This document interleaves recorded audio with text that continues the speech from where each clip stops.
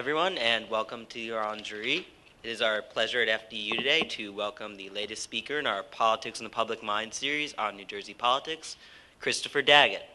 Best known as a candidate for governor in the 2009 race against Chris Christie and John Corzine, Mr. Daggett has a long history in New Jersey politics, public service, environmental affairs, and nonprofit sector. Born in Orange and raised in Linwood, Mr. Daggett received a Doctor of Education degree from the University of Massachusetts Amherst.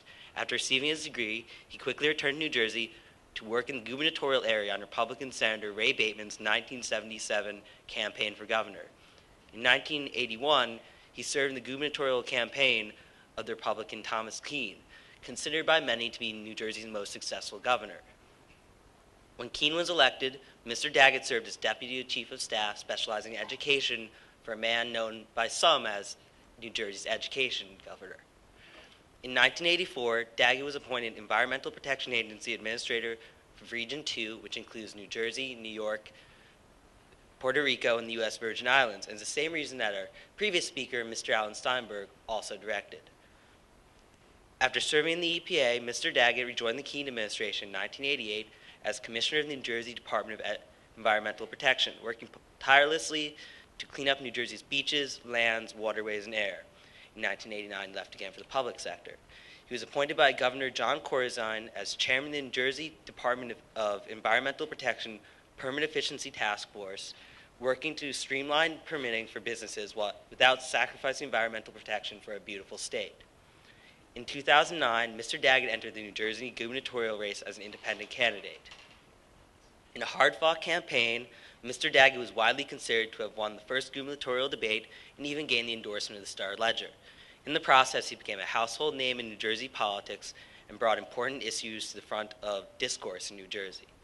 Mr. Daggett now serves as the president and CEO of the Geraldine R. Dodge Foundation, one of the largest private foundations in the state of New Jersey, which seeks a more humane society and more livable world through the sectors of animal welfare, education, and the environment. We are proud to welcome Chris Daggett to Fairleigh Dickinson today to speak on the topic of what's wrong with the two-party system. Please give Mr. Daggett a warm round of applause and welcome.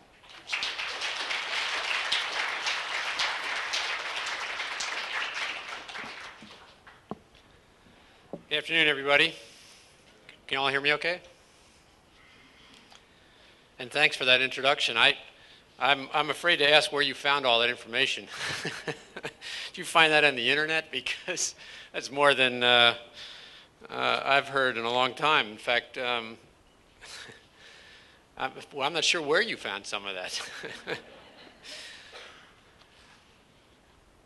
How many of you here are registered either as a Democrat or Republican in the two major parties? Okay. How many of you are registered voters but not affiliated with the two parties? And are any of you here not registered voters? Okay, a couple that are not registered voters. And how many of you thought that if you came today, maybe the Dodge Foundation would give you a grant check?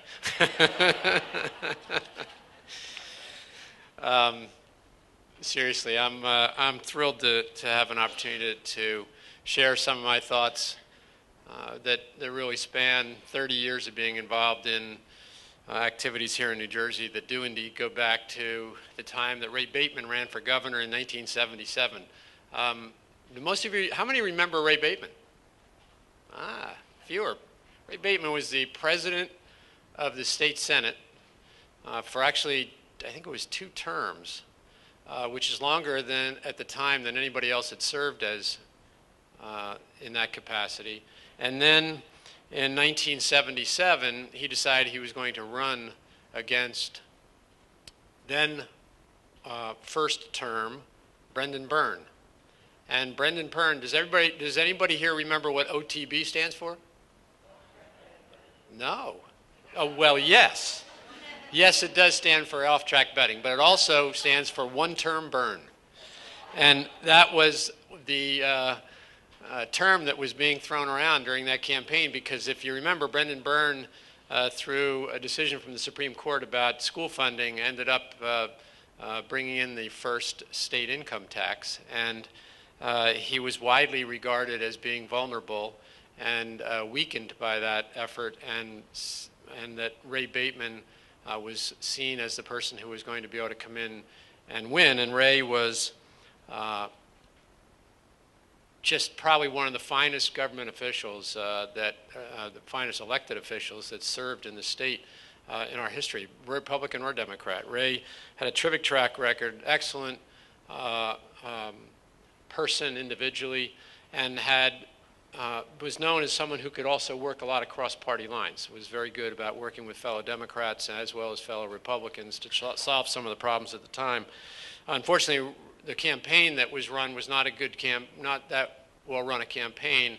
In the end, Brendan Byrne won election again, but it's interesting how things were done at the time. Tom Kean, and again, if you remember your history, in 1977, Tom Kean ran in the primary election against Ray Bateman. And Ray, and I was involved in that early, sort of the tail end of the primary campaign and then throughout the general election. But we soundly defeated Tom Kean. And I had been operating, this is my first foray into New Jersey politics. I was operating, and I was asked to put together a telephone bank, which at the time was the way you best reached out to voters. The concept of an internet was not in anybody's imagination at the time. But I was asked to put together a phone bank in Bergen County, and I did that. And then I came into the headquarters, and I was there for maybe a week or two. And I used to get there real early. I'd get there about 6:30 in the morning, and I'd put together, and again, in those days, you would put the clips. You'd get all the state's newspapers, the major newspapers, and you'd literally cut out articles, paste them onto sheets of paper, and then copy them, and we'd send around to the senior people in the campaign and to the candidate a thick sheaf of basically press clips from the state's newspapers about the events of the day. And one day as I was doing that, I looked up, and Tom Kean was standing there in front of me. Introduced himself and said, how can I help?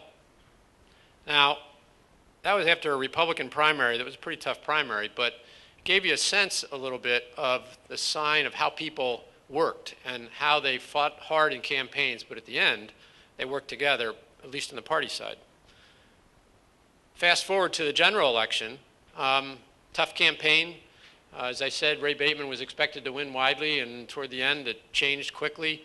And Brendan Byrne instituted something actually that Ray Bateman would tell you. He knew he was going to lose the Friday before the election because when he went home, he opened his mailbox and he found the first of what came to be a great political tool in New Jersey. It was a homestead rebate check.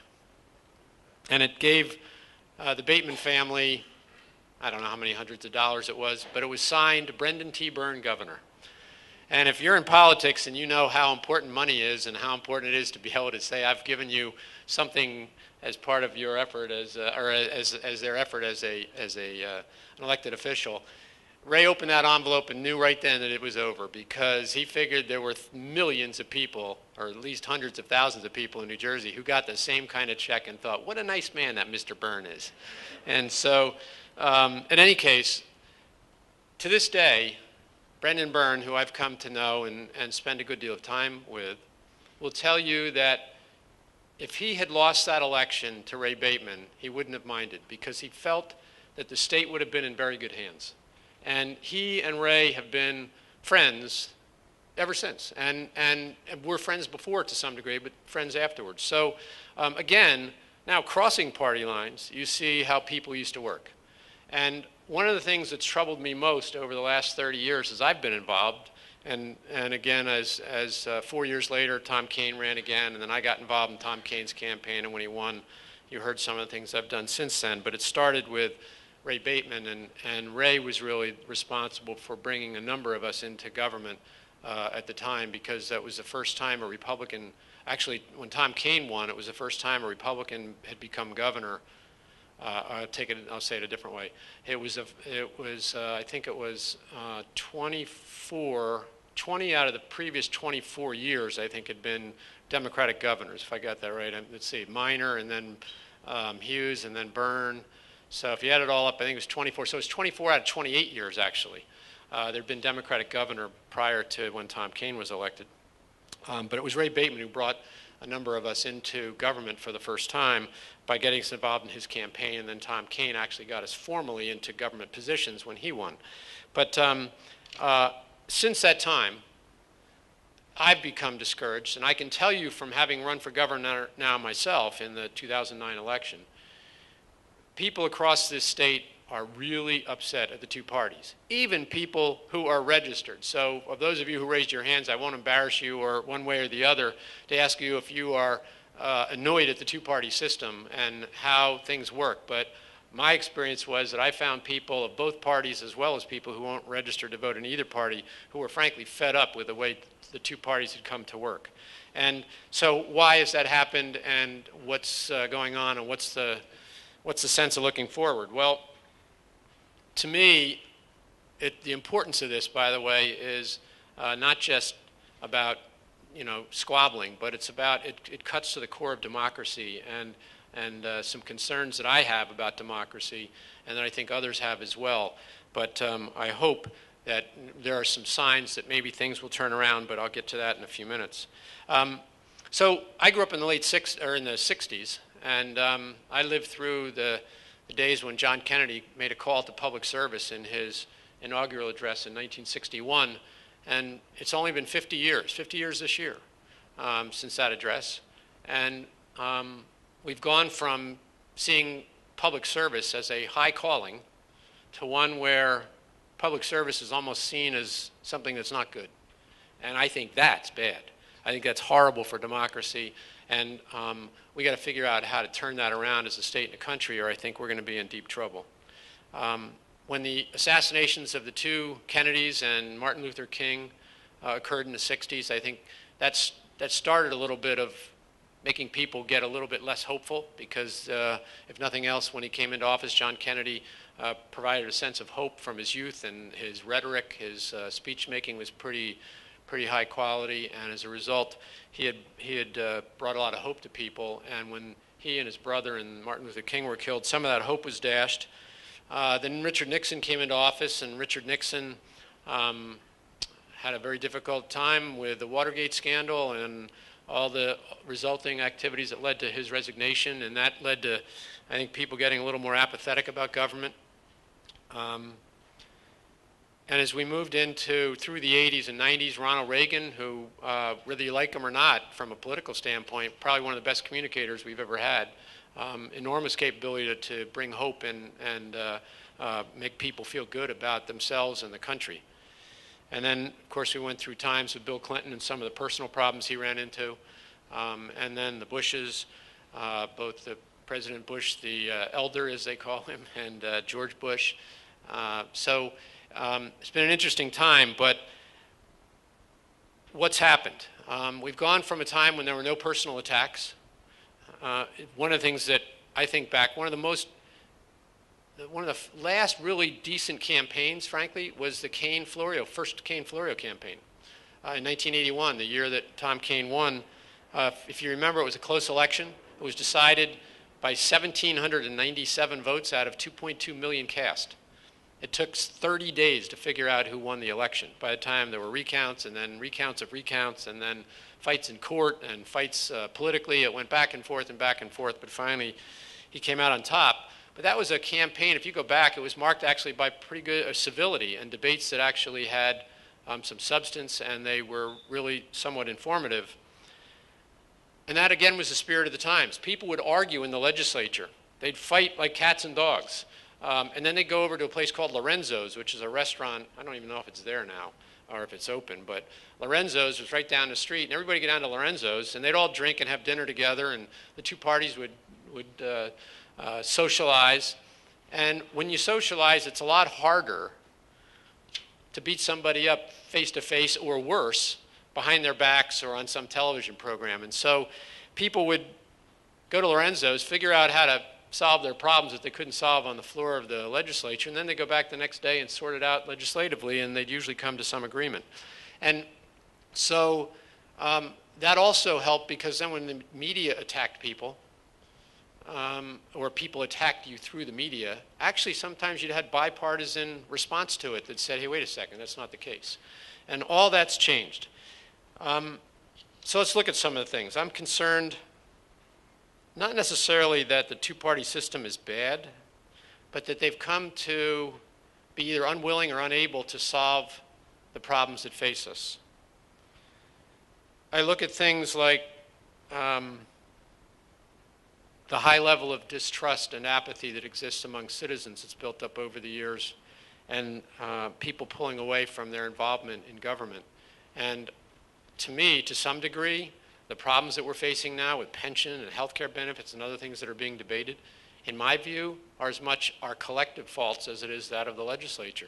We weren't paying attention. We all made the assumption that government officials were down in Trenton or elsewhere working hard to try to solve our problems, and lo and behold, we found they weren't doing such a good job because we didn't get involved. We went about our daily business. We went to soccer practices, and we went to play dates, and we got our kids through high school and college, and meanwhile, somebody was giving away the store to some degree.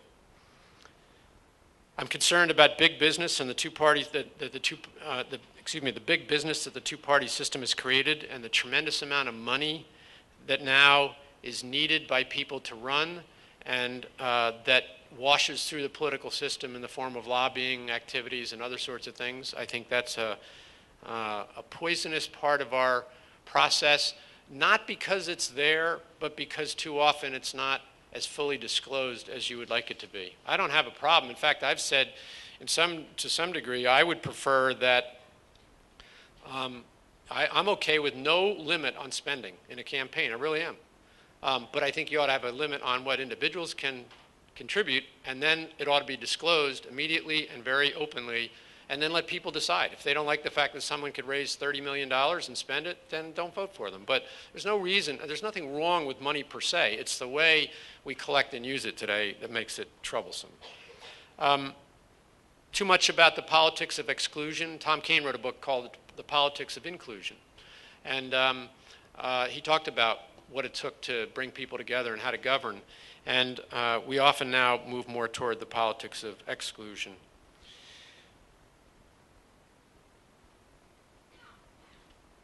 I'm concerned about gerrymandering. We should pay attention this year. Every time we have a new census, we have to, and we see how population distribution has shifted across our country and here in New Jersey, across New Jersey. We have a process we go through where we redraw the legislative lines to ensure that representation is pretty equal across the state, so that you have each representative representing a similar number of people.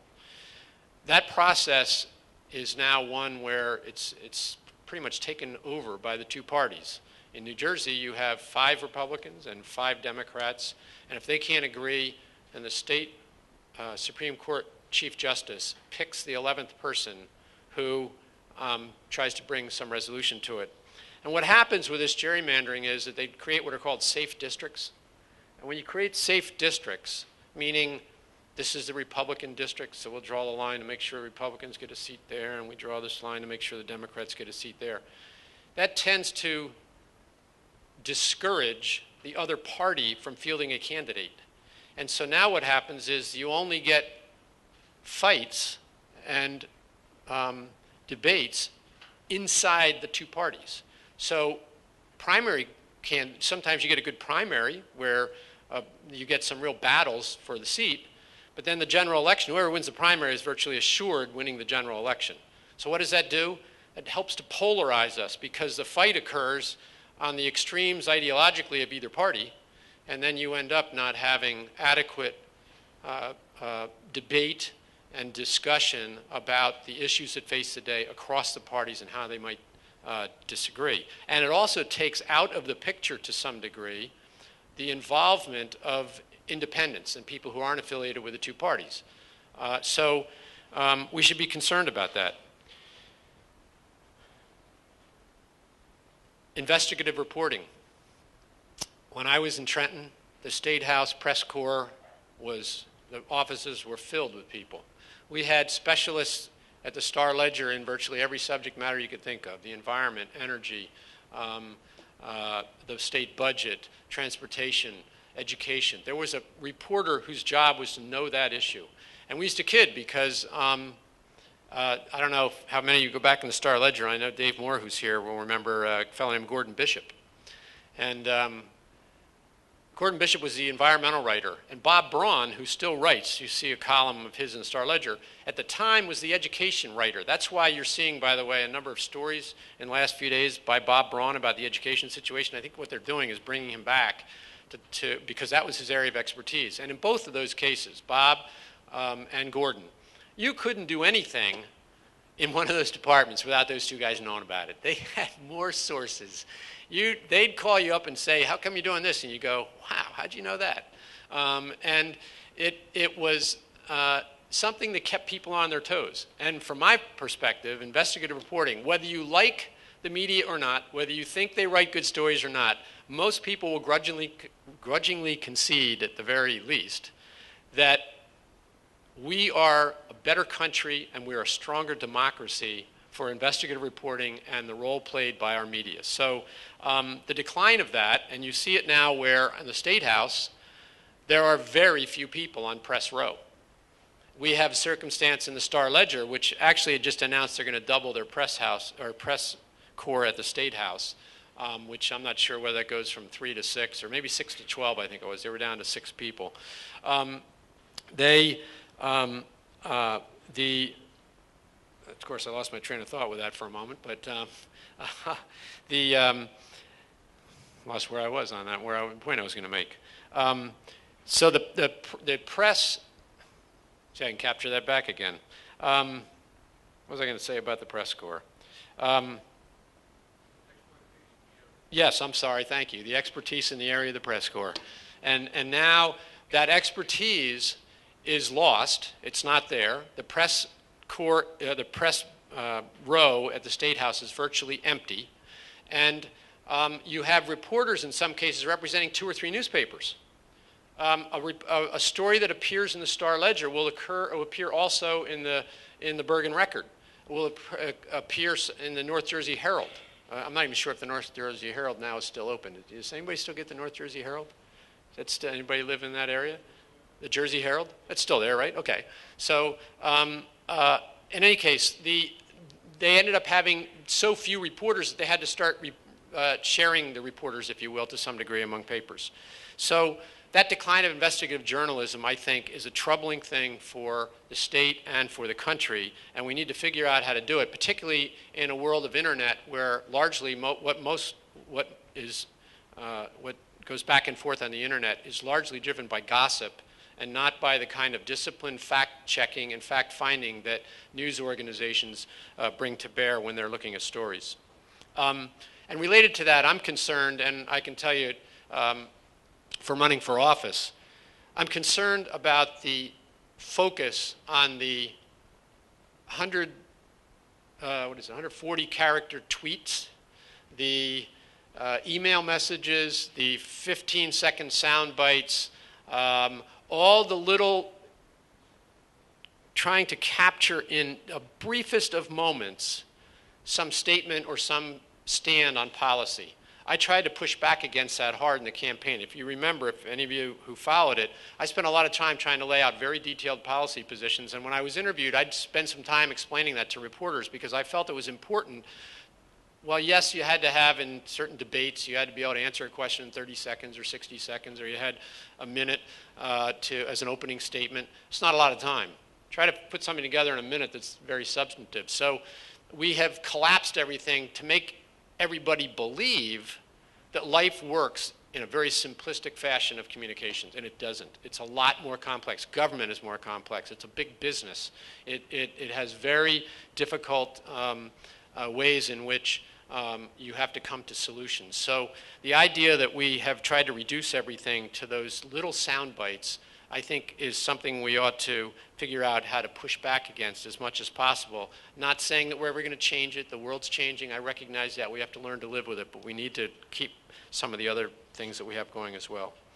I'm also concerned that the overall message, when you take all this together, of leadership, that the overall message about leadership that we're sending to our young people is that you can muscle your way through things, you can power your way through things, you can do everything but what I think democracy is about, which is consensus building. It's not about tearing people down. It's about building people up and working together to address these problems. So where are the two parties in all that? It was frustrating in some respects to run as an independent because there are all kinds of little insidious ways that the two parties throw up in your face blocks. Let me give you an example. Actually, the first thing is you get signatures on a petition to run for office. Actually, there's a lesser burden on people not affiliated with a party than on the two major party candidates, but in neither case is the threshold high. I needed to get 800 signatures of registered voters, and Republicans and Democrats needed 1,000. Now here was the difference. So on the petition, if you ever read, have you ever signed a petition for somebody running for office? Have you ever read what it says before you sign it? Usually they come up and say, hey, will you sign my petition? And you just say, oh, sure, if you're running for office, I'll sign it. If you've ever read it, the Republican and Democrat, the two parties' petitions say something to the effect of, I pledge to support the candidacy of Joe Blow or Mary Smith or whoever it is for the office of freeholder, local, whatever the office is. I pledge to support the candidacy of. That effectively, in my mind, says, I support the idea that this person wants to run for office. Let the debate begin. Well, for the independents, it says something to the effect of, I pledge to support and vote for the candidate. Now, nobody ever checks that. Nobody can go in the voting booth to see if you voted. But if you read that, it just is a brief moment of hesitation, because if you sign that, you think, wow, am I obligated to vote for you? So again, small, but a second item. When you go in the voting booth, there's a slogan that's under a name. For Democrats and Republicans, they get 6 words. Independents get 3. How about that? 3 words. And so I chose, I think it was Independence for New Jersey was our slogan, Independence for NJ. We had to go to the Election Law Enforcement Commission to ask if NJ was 1 word or 2. I think I'm kidding. I don't make this stuff up. Now, in all fairness, I have to say ELEC, the Election Law Enforcement Commission, was outstanding in the way they handled the campaign. So this is not about ELEC. It's about the laws that they are and the regulations that they're required to work on. One other thing, ballot position. In New Jersey in 1922, I think it was, there was a law passed, again, surprise, surprise, pushed by the two parties, that said, if you get 15% of the vote, your party, in the previous legislative election, then in the next election you get a column or a row, depending on how, most counties are a little different, but most counties have columns of candidates in the parties, and then going down on the rows, they have the individual candidates. So you get so that the only ones who ever get 15% are the two major parties. So they get the first 2 columns.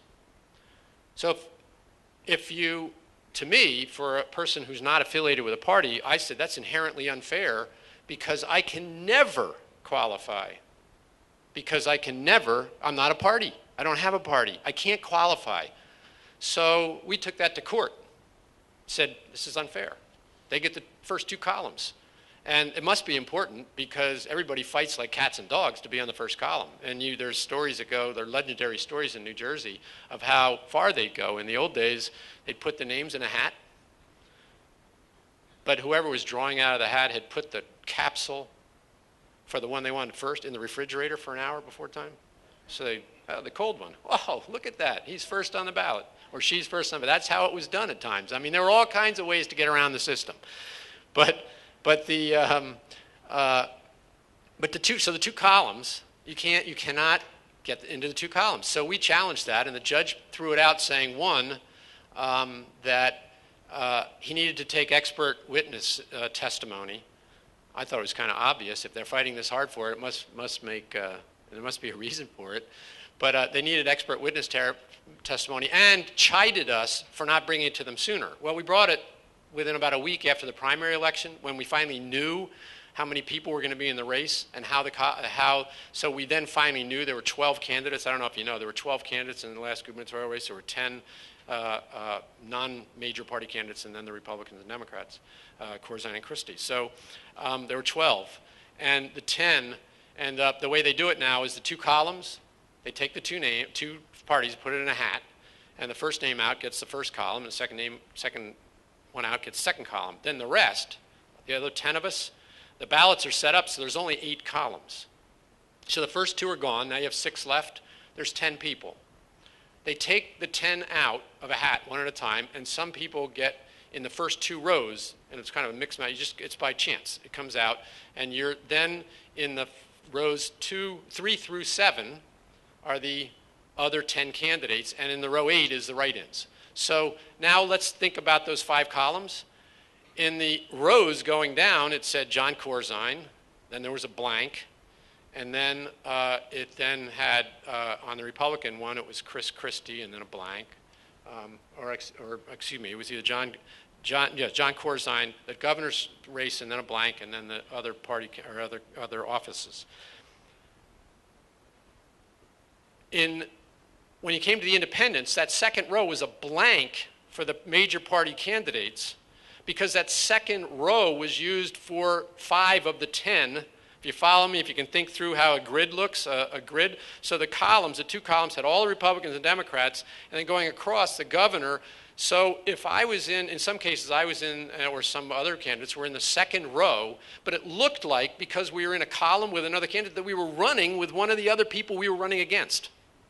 Can you picture this? This is so we thought that was pretty inherently screwy and unfair, but they threw it out, and so since we didn't know until 3 weeks, or the day the ballots, the day after the primary, who was actually going to be in the race, because that's also the day of the primary is the day all the other candidates have to file that don't have primary elections. So after we filed, we filed the suit. And he said we should have brought it earlier. And our response sort of was, we didn't know it. We didn't know how it was going to be set up. How could we challenge it? So in any case, it's another version that when you add it all up, the system is set up by the 2 parties to dissuade dissent, to dissuade debate, to not open up the process, to not be inclusive, to not promote the kind of discussion and interaction that I think is fundamental to democracy. So, sounds grim, but I always like to have some hope, and I think there's some signs that things could change. Some of the problems of gerrymandering and the legislative district mapping and that leads to polarization, I'm afraid, is still with us, and it's not going to change anytime soon. But there are a number of things where we're trying to open up the governmental process, at least, even if it's not the 2-party system, and opening it further than it should be opened. Than it has been opened. If you open up government, and that's what I've largely fought for in my entire life, I believe in debate. I don't care. I'm happy to have somebody. When I ran agencies, the DEP and the US EPA, I welcomed people challenging us because I knew we would have better public policy as a result. It doesn't make it easy. There were some ugly fights. If you have to deal with the environment, you'll see how emotional that issue can become, just like education can also become emotional. When you're talking about children's health, when you're talking about education, and when you're talking about property values, otherwise sane and rational people can be totally unglued. And I have a lot of scars still from some of those conversations or some of those public meetings that we held. So I've tried to always, I believe in that. Even though it's hard, you get better public policy. You also do something very important. You decrease the likelihood of corruption. When you have sunshine laws, when you open government, you make it harder to do stuff that's illegal and improper. Secondly, the more people get involved, the more we have eyes on the issues and things, and more different ideas that can be brought to the table. We have organizations, the Citizens Campaign, and so that there's full disclosure here, my wife actually is now the executive director of the Citizens Campaign, but for those of you who have followed it, the Citizens Campaign actually has been around for about 10 years. A fellow named Harry Pazicki, who's known around New Jersey as the person who's fought probably the hardest to put in pay-to-play laws and that prevent some of the abusive aspects of money and the way money is used in the system. Citizen campaign goal is to educate and then train citizens in the most fundamental aspects of government. How do you participate in a zoning board meeting? How do I become a member of my local political party? How do I do some of the fundamental aspects of getting involved in democracy? They are trying to open up the government process. We have a program called Sustainable Jersey that Dodge has started. Some of you may be in what are known as sustainable communities. Sustainable Jersey is an effort that said, let's take the concept of LEED certified buildings. If you have a LEED certified building, it's a bronze or a silver or gold. It depends on all kinds of environmental and energy saving things that you do as part of your building.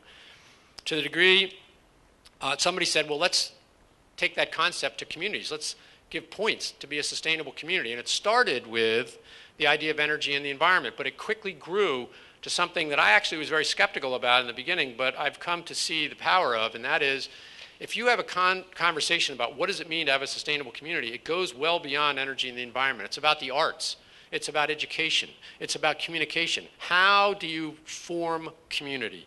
How do you bring people together and do the kinds of things that make them want to stay? And if you look at some of the recent research, what makes people stay most in a community is not jobs and the economy. It is social interaction, it's the education, it's some of the better, it's the arts, the availability of the arts. That's what makes people stay in communities. So that's what Sustainable Jersey does. It gets that debate in an informal process outside the confines of a zoning board or a planning board or a township committee meeting where the rules are so tight and there's all kinds of formalized processes. This is an informal effort. And in a short period of time, it went from just a concept that a couple of mayors had, and with support from the Dodge Foundation, it has now grown that something like over 325 municipalities out of the 566 have signed up for the program. I think it's 70 or so are certified as bronze, and another 10 or 11 are certified as silver. And it's happening so fast, we don't even have a gold and a platinum standards set up yet, but they're coming. But that's another area where you can open up government. If the political system doesn't open up through the parties, we'll open it up in other ways to make sure that we get the kind of debate and interaction that's necessary and fundamental for democracy. And then finally, let me just say one more thing, and that is back to the idea of the problem of investigative journalism. We're spending a lot of time at Dodge looking at the whole world of media these days. I actually have a great deal of hope that in the end, people, and there's all this debate about can you charge people for the New York Times on the internet. Everybody wants everything for free because the internet's been free. But if you do that, if you charge, then nobody wants to use it. So there's a theory that some people have that when people finally get fed up enough with the gossip of the internet, they'll say, okay, I'll pay for the news. I'll pay. And I think there are signs of things, there's stirrings that we are indeed the internet and the power of social media and the power to collaborate and work together. And you see that in the newsrooms. Newspaper reporters now, unlike the days of the Bob Brauns and the Gordon Bishops at the Star-Ledger, who worked independently and developed all these sources, reporters are collaborating with one another across all kinds of mediums, and they are using that collaboration to get more in-depth stories. You're seeing things like databases. We're about to release next week through an effort Dodge and the Fund for New Jersey did together, a website. When you go on it, you're going to be able to see for the first time the municipal budgets of, at least we have the first 55 or so up, and we're going to have all 566 hopefully by sometime over the summer. You're going to be able to compare them electronically. Today, believe it or not, when a budget is prepared in a town, it is prepared on an Excel spreadsheet on a computer, and then because the state has never required it to be submitted electronically, nor does the state have the computer capability to really deal with all that information, the towns download it and send it to Trenton on a piece of paper. So they get a big, thick sheet that's the budget for Cranford, for Berkeley Heights, for Summit, for wherever. They all get handed in by paper. Well, we're going to get it all up electronically, and you're going to be able to punch in 3 zip codes, and it'll come up, and you can compare data across communities or budgets across communities, which will, and we have them coded in a way, working with the Department of Community Affairs, so that it is an apples-to-apples comparison. And where it's not, we'll talk about why it's not and show people why it's not. But you'll be able to make those comparisons. That kind of information, I believe, will help open up government because it allows people to ask questions, because also we overlay census data and we overlay crime statistics. So you can look and see, for example, that in Berners Township, where I live, I think the average salary and benefits package for a policeman is somewhere around $140,000. And that is not uncommon, nor is it the highest. It is unbelievable when you add it up how those packages get very high very quickly. But when you look at our crime statistics in Berners Township, not very high. If you go and you compare it to Irvington, you'll see that they don't make nearly as much money, and the crime statistics are through the roof. I don't really care about those numbers, but I think a lot of people might, and I say I don't care, meaning I want it to be out there so people can say, boy, that makes us ask some questions. What kind of questions should we ask? So we're putting together databases of public information that will allow ordinary citizens to get information and reporters to get information that otherwise is very difficult to dig out of wherever they're located. So those are the kinds of things that I think the internet and social networking and all the new modern tools of communications are enabling us to do. So in the end, even if the two parties continue to keep a lock on a lot of the debate and the kind of anger and vitriol that you see between the two parties across this country, hopefully we'll get them to tone it down, but if we don't, then we're going to have to do it ourselves, little by little, bit by bit, through making government more open and more responsive to people. So with that, I've probably gone on way longer than I thought I would go on, but I'd be happy to take any questions. But thank you all very much.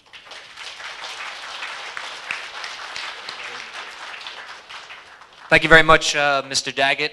Very good presentation. I'm Tom Stroh. I'll be a question facilitator for today. If you have a question, raise your hand and I'll come by and let you ask it. I have the first question, though. Could you elaborate why you think there's a disappearance of the civility and the politicians, sitting down at restaurants and talking? Why is there so much fighting? Is it because of ideology? Is it money? Is it party politics? Why has civility disappeared? Yes, yes, and yes. It's the polarization I talked about, and that polarization leads to. It's interesting when you believe strongly about an issue. What's the first thing you do? You go to try to find like-minded people.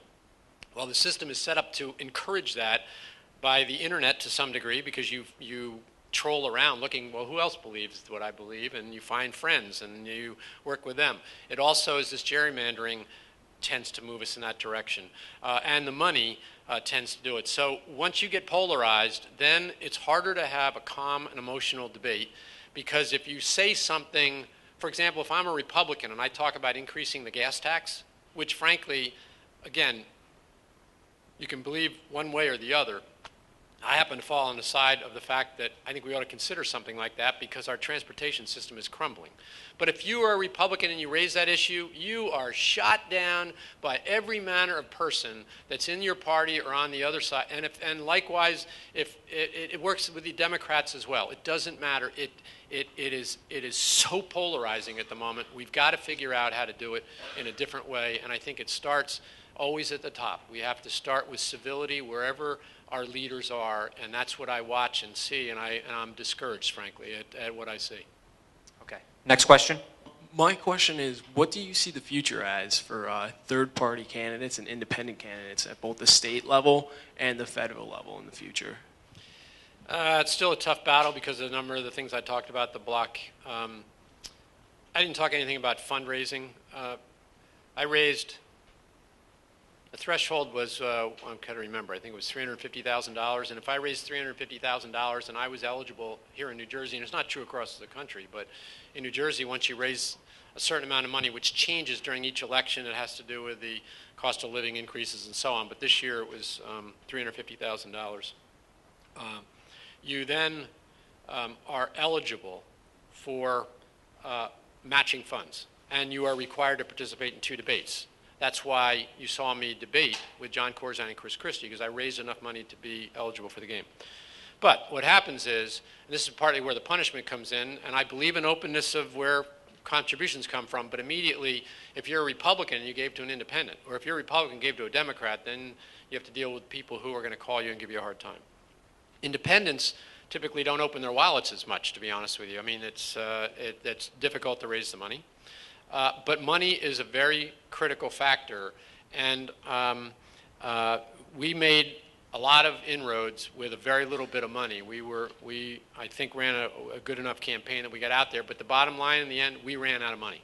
And we couldn't counter some of the just incredible attacks that came against us through several $million that was spent to just basically trash me in ads.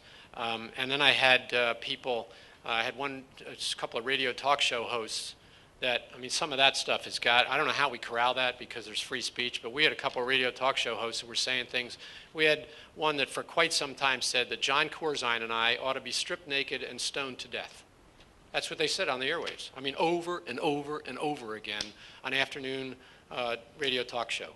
I mean, you know, I've got a tough skin. I've been around. I understand how the game works, but I don't think that makes people want to then go out and vote for anybody. They say, why would I go out and vote when this is the kind of thing that we have to deal with? So I think that for independents, it's still going to be driven by trying to raise money in a sea of money that is largely controlled by the two parties. Next question. You ran as an independent, and do you have any ideas as whether New Jersey will ever allow people to register as independents? That's actually an interesting question. New Jersey does not have an independent party per se. And yes, you can, but it takes people getting together. Well, you could, but you can somebody, and I was asked if I wanted to do this, and I said I just couldn't do this and run a campaign, but somebody could start a third party.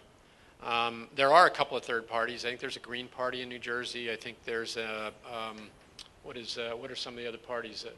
Libertarian Party, right? There's a Libertarian Party. So there are a couple of third parties, but they don't have a lot of horsepower behind them. So you're allowed to register as a non-party candidate with those other parties, but there is no party in New Jersey called independent. It's just not been started the way there is, say, in New York City.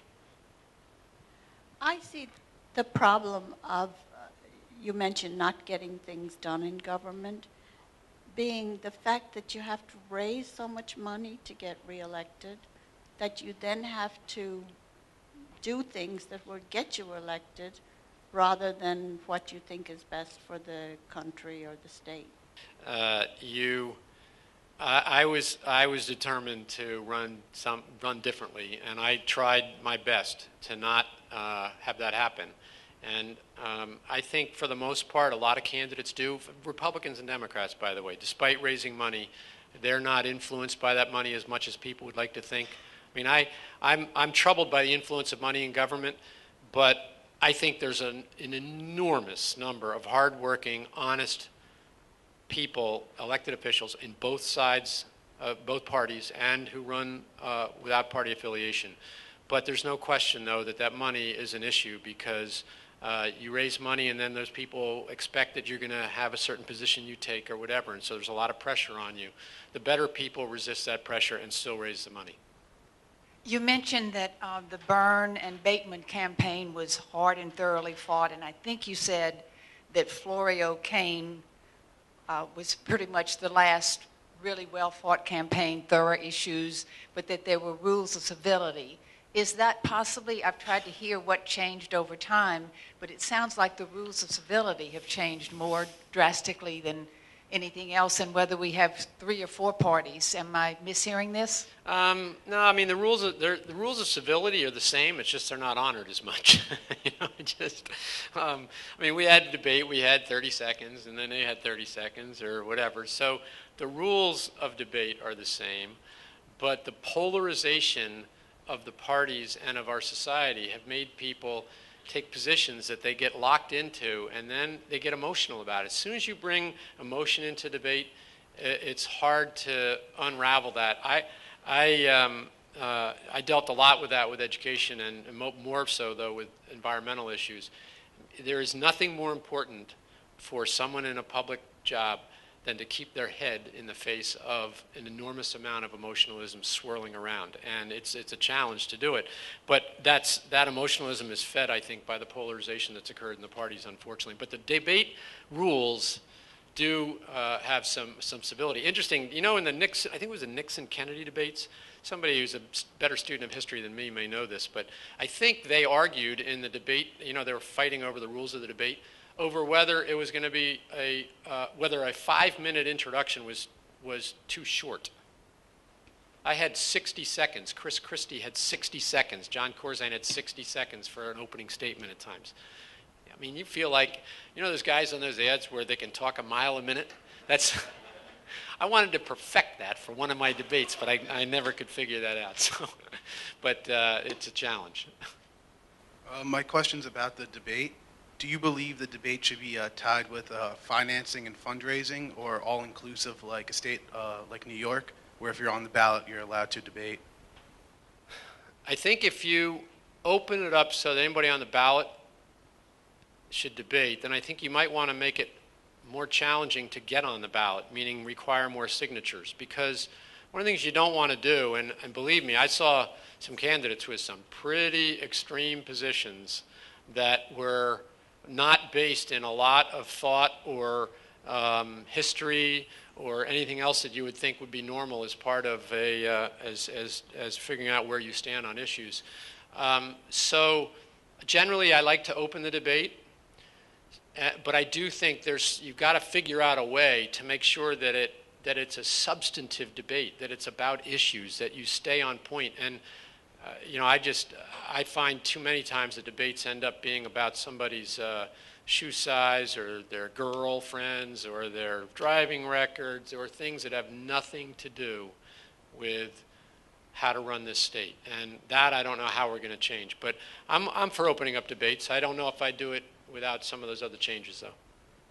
How do you feel about how New Jersey's kind of low voter turnout and to an extent maybe political apathy among just like regular people? How do you think that affects independent candidacies? And I mean, you had independent candidacy, so maybe you give us some experiences and how it affected your candidacy. Because there's less people to sort of win over, but on the other hand, less people maybe care. Yeah, well, the people who vote are the people who care. And the people who care tend to be more and more the people who are most polarized. They're just, again, it's all part of this whole system. So it's a challenge. When people see candidates railing against each other personally, their first thought is, why would I bother going to the polls? And I can tell you, I've seen it firsthand. I've had people tell me that. I've had Republicans and Democrats tell me that. I've had independents tell me that. This is not a party issue. This is about civility and debate and the way we conduct ourselves. And for whatever reason, rants make news. And we have a lot of rants, and the minute a rant occurs, whether it's in this state or another state, whether it's one party or the other party, it somehow finds its way to the internet. And what's the latest one is the interview, the fake interview or the bogus interview that was just done yesterday or the day before with the governor of Wisconsin, where the fellow called up and pretended he was David Koch, the financier or the very wealthy businessman, and the guy did it on Skype, and he had the whole thing recorded, and the next thing you know is the governor was talking to who he thought was David Koch and telling him all about, you know, his fight with the union and saying some things that he just wouldn't say. I mean, that's just not the way you want to run a political operation or a government. Hello, my question is, you criticize the use of social networks such as Twitter as compartmentalizing policies on the internet into like sound bites. My question is, do you see these social networks as being part of opening up the governmental process again, educating the people and opening up debate in a positive manner? I see a lot of hope in the internet and the the potential for social networking, because people do get together, they do talk to one another much more in some respects. It's not face-to-face, and I still think human interaction face-to-face has a lot more to offer than always over the internet or over Facebook or whatever. But I think the potential's there. I think we just haven't been smart enough yet as to how to use it to most effectively to make that happen. But we're getting there. I think that more and more you're seeing it in campaigns. They're getting more and more sophisticated about how they use those tools. Someone asked what has contributed to the polarization, and it seems to me it's these networks that are so polarized themselves, e.g. Fox, which I can't watch. When my husband puts it on, I want to smash the television. So, you think they vote differently? So, well, yes. I voted for you. Spoken like. Anyway, it seems to me that the news programs are actually contributing to this polarization, because even though they feign to bring on, if they're conservative, a liberal, they bring on a weak liberal to give the other and vice versa. You know, the other point of view. And vice versa. So, I just feel that we used to have CBS, NBC, and there was like, you know, they might have varied, but they were really moderate in the middle. And now you have these, I don't see the liberal extremes. I do see the conservative extreme in Fox. On the other side, they say MSNBC is probably on the liberal side. But it's the fact that I think this spawns it in a way. I don't disagree. The days of Walter Cronkite, though, are over. And he's dead, and he's not coming back. So we have to figure out how we in a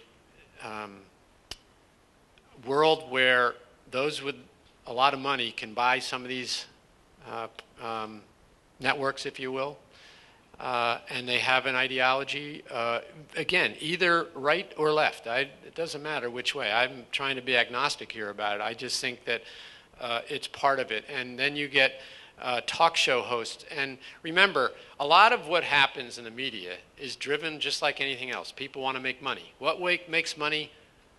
Ads.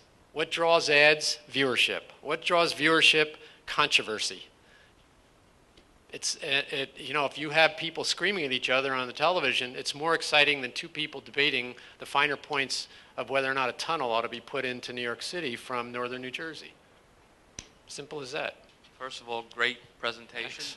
Second, what do you think about representation in Congress like they have in Parliament in England, where the various members of Parliament get a seat depending on the percentage of the vote the party wins in the general election? Wouldn't you think that would break the stranglehold of the Democrats and Republicans? Possibly, although, again, and I'm not a student of that as much as maybe I should be. But again, then the question is, how do you get that percentage? And it's back to money and power and through the process. So I'm not sure in the end that's necessarily the best way. Somehow we have to we have to train people. We have to get young people involved. We have to get them fired up the way people were fired up when I grew up. Again, this thing about public service, you can argue about public employee pensions and health care benefits, and they are very posh in many respects. There's no question about it. But it's tough to just blame the unions for that. The legislatures voted to create those opportunities. Regulations were put in place to create those opportunities. Union leaders are doing what union leaders are supposed to do, get the best deal they can get for their workers. And they're going to use every law and every angle they can do to do that. So it isn't, I'm not a big fan of unions at times, believe me, but it's not just their fault. And so we got to look at how because public service is not a bad thing. There are thousands of people who get up every day and go into a government position and work really hard. I know that seems, maybe if you're trying to call up and never getting an answer, doesn't seem true. But if you're making cuts in government and you don't do it surgically, some of the functions that need to be carried out don't get carried out because there's too few people. And there's still, it's not like the regulations have changed. You've just cut the number of people. So people still have to adhere to all the things, which means they need permits or they need something taken care of. People work really hard. When I ran the DEP and the EPA, I was amazed at how hard people worked. Are there people who aren't good as government officials? Absolutely. They're bad doctors. There's bad lawyers. There's bad people in every profession that we have. So yes, there's some people who go to their desk and they don't do a very good job, and they don't frankly want to take a call from anybody in the public, even though they're supposed to serve the public. There's those people. There's a lot of hardworking people, and we need to change the debate a little bit and bring back some of the some of the belief that there is value in public service and there's a higher calling than we do today. Because I think if we don't, again, it's democracy that's going to suffer from that, because we're only going to attract people then into government that frankly need a job and they don't care as long as they can get a benefit or a salary that keeps them going for a while. I was just wondering if you feel that the political litmus test that higher office candidates have to go through and the vicious campaigns that they have to face keeps qualified people away from higher office. Yeah, that's a very good point, and the answer is yes. I've run into any number of people who said, why would I want to do that?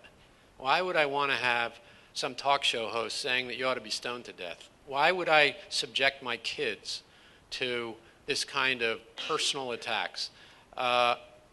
It's tough times.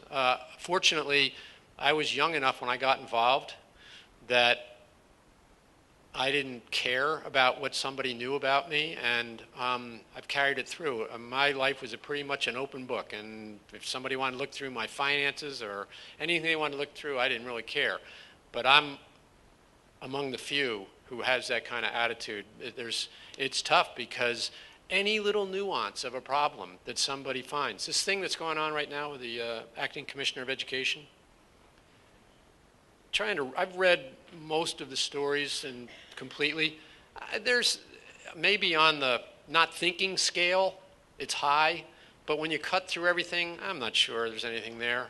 But it's a big issue, and it's something that we ought to talk about, and it ought to be vetted and understood. But so far, I haven't seen something that quite makes it the way this is turning out to be, and we have a lot of instances of that are even worse than that. That's at least, there's some legitimate questions that at least have to be raised and answered, but it's tough. Next question. I want to dwell for a moment on the relation between the media and government performance. And at first blush, I'm inclined to agree with people who lament the decline of the traditional media, especially newspapers. And in my personal experience, traveling to Trenton, I'm amazed at how many empty rooms there now are on Press Row. And I'm inclined to wonder, well, who's keeping the legislators' feet to the fire? But then I also have the impression, and maybe other people share it, that in fact, in the heyday of the media, New Jersey was far more corrupt than it is now. And so, despite the decline of the traditional media, it seems as though perhaps the state is actually less corrupt. And I'm not sure why that might be, because we associate the fourth estate as another check on government. How many of you have followed the story about the Passaic Valley Sewage Commission, PVSC? You know how that started? The Newark Star-Ledger. Was not the government, because both parties have very dirty hands in that story. And they've managed to figure out how to keep the game going for a long time. The Star-Ledger exposed it and pursued it relentlessly until they got it out. So there's still corruption going on. I think hopefully it's getting less. I do believe that, back to the question about Facebook and Twitter and other things, there's some very powerful, look at the toppling of the government in Egypt was a Facebook and Twitter exercise. And what's going on there now, it's remarkable to see some of the things you see. And so that kind of openness, again, what I'm pushing to do is continue to expand that openness, but to bring some discipline, which is why at Dodge I'm trying to figure out how to support these databases of good, solid information that then reporters, as opposed to sitting on the phone all day and trying to chase people down, can just mine those databases and then maybe go check some of the facts with some other people, whatever it is. But those are the kinds of things I think open up the system. But is New Jersey less corrupt than it was? Heck, if you look at the record of our current governor when he was U.S. attorney, you sure wouldn't have thought corruption was any less in New Jersey on that run. I mean, there were a lot of people that were brought down, so it's still going on. Is there any other questions? Or okay. Then we'd like to thank Mr. Daggett again for coming today. Thanks very much. Thank you.